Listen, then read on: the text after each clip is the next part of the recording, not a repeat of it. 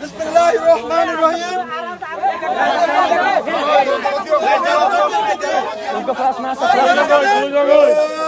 আনোয়ার ভাই অপহরণ যুবদল নেতা রাজপথের সাহসী যোদ্ধা আনোয়ার শিকদার বাড়ির উদ্দেশ্যে রওনা হওয়ার সময় ট্যাঙ্কালি পার হয়ে বালুমারি ঢোকার আগে কিছু অপহরণকারীরা আওয়ামী লীগের দোসররা তাকে অপহরণ করে মারধর করে হাত পা বেঁধে কালের মধ্যে ফেলে দিয়ে চলে যায়। আমরা তারই প্রতিবাদে তাৎক্ষণিক বিক্ষোভ মিছিল থেকে বলতে চাই, যদি আনোয়ার শিকদারকে নিয়ে ষড়যন্ত্র করার তকমা দেওয়া হয় তাহলে পালনকালী বিএনপি ইউনিয়ন ছাত্রদল যুবদলের নেতাকর্মীরা বসে থাকবে না, রাজপথের মধ্যে তার জবাব দেবে।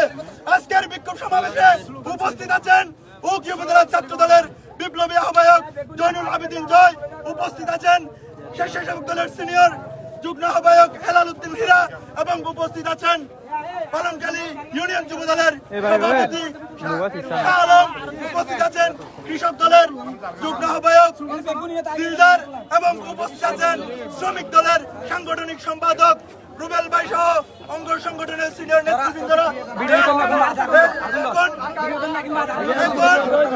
এখন প্রতিক্রিয়া জানাবেন, বক্তব্য রাখবেন পালনকালী ইউনিয়ন যুবদলের বিপ্লবী সভাপতি শাহ আলম ভাই।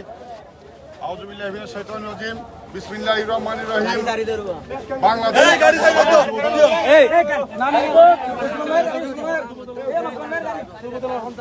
আমাদের উকিয়া উপজেলা বাড়ি যাওয়ার পথে মাঝ পথে অপহরণকারী চক্ররা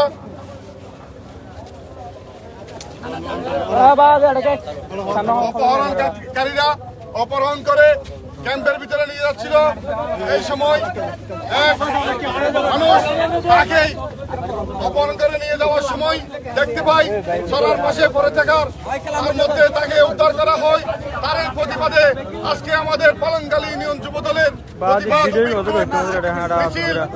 মিছিল উত্তর উপস্থিত আছেন আমাদের মাঝে উকি উপজেলা ছাত্র দলের আহ্বায়ক ভাই জয়নুল আবেদিন জয়, উপস্থিত আছেন উকিয়া উপজেলা স্বেচ্ছাসেবক দলের সিনিয়র যুগ্ম আহ্বায়ক হেলাল উদ্দিন হীরা, উপস্থিত আছেন উকিয়া উপজেলা শ্রমিক দলের সাংগঠনিক সম্পাদক ভাই রুবেল, উপস্থিত আছেন উকিয়া উপজেলা পালনকালী ইউনিয়ন কৃষক দলের সদস্য সচিব ভাই দিলদার মিয়া, উপস্থিত